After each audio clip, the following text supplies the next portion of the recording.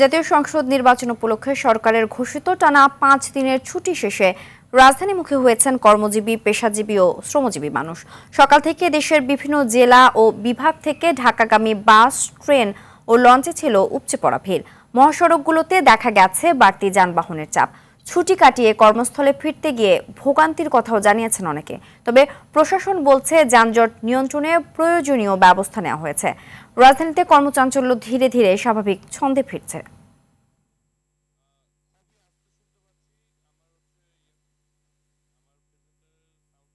এ বিষয়ে আরো জানতে কমলাপুর রেল স্টেশন থেকে সরাসরি যুক্ত হচ্ছেন সহকর্মী মুনতাসির মামুন।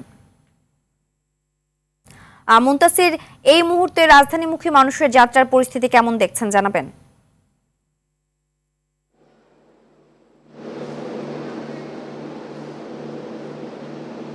সিনথিয়া, যেমনটি বলছিলেন যে আসলে নারীর টানে কিন্তু ৫ দিনের ছুটিতে গিয়েছিলেন কর্মজীবী মানুষেরা, এবং আবারও কিন্তু কর্মের তাগিদে এই ঢাকা অভিমুখী হয়েছেন তারা। সকাল থেকে কিন্তু আমরা দেখতে পাচ্ছি বিভিন্ন বাস স্ট্যান্ড, এবং আমি এই মুহূর্তে অবস্থান করছি কমলাপুর রেলওয়ে স্টেশনে, এবং রেলওয়ে স্টেশনে কিন্তু আসলে দেখা যাচ্ছে যে আসলে সকাল থেকে কিন্তু এখানকার যারা ঘরমুখো মানুষ যারা ছিলেন তারা কিন্তু আবারও ফিরে এসেছেন কর্মমুখী হয়ে।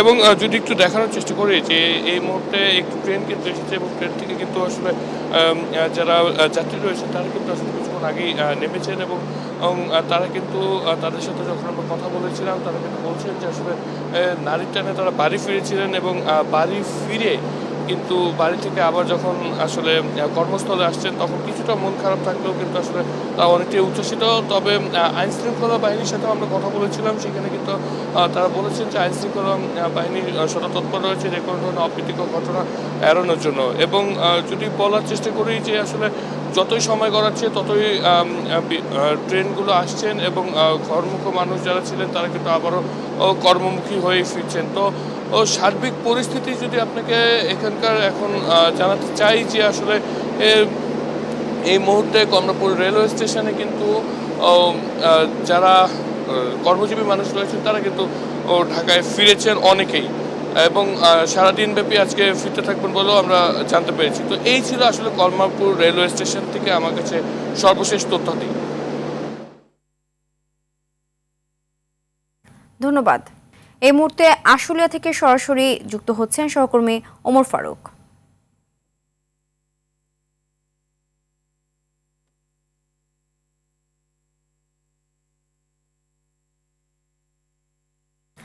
ফারুক, ভোটের পর আজ থেকে আবারও কর্মব্যস্ততা শুরু হচ্ছে, কেমন দেখছেন সার্বিক পরিস্থিতি জানাবেন?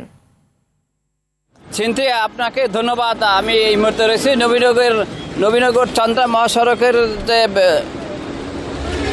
ত্রিমুর এলাকা যে রয়েছে সেই ত্রিমুর এলাকায় আমি অবস্থান করছি। তো আমি আপনাকে জানিয়ে রাখি, অফিস ফেরত যে যাত্রী রয়েছে, অর্থাৎ নির্বাচনের ছুটিতে যে যাত্রীরা বাড়িতে ফেরত গিয়েছিলেন তারা কিন্তু আজকে অফিস চালু হয়েছে, এবং বিভিন্ন কলকারখানা চালু হয়েছে, সরকারি অফিসগুলো শুরু হয়েছে। তারা কিন্তু আমরা দেখেছি রাতভর কিন্তু এই নবীনগর চন্দ্রা মহাসড়ক, ঢাকা আরিচা মহাসড়ক যোগে কিন্তু তারা তাদের কর্মস্থলে ফিরেছেন, এবং এখনও ফিরছেন বলে আমরা দেখেছি। তারা সকাল থেকে আমরা দেখেছি দীর্ঘ যানজটের যে একটি লাইন ছিল সেগুলো এখন আপাতত নেই, কিন্তু প্রশাসনের পক্ষ থেকে কিন্তু যানজট নিরসনে ব্যাপক তৎপরতা আমরা মহাসড়কগুলোতে লক্ষ্য করেছি।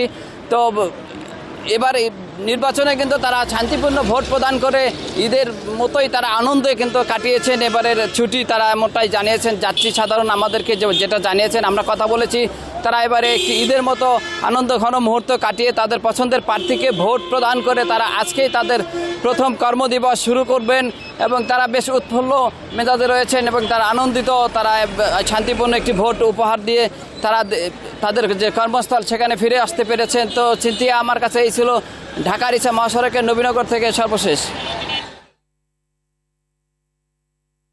ধন্যবাদ।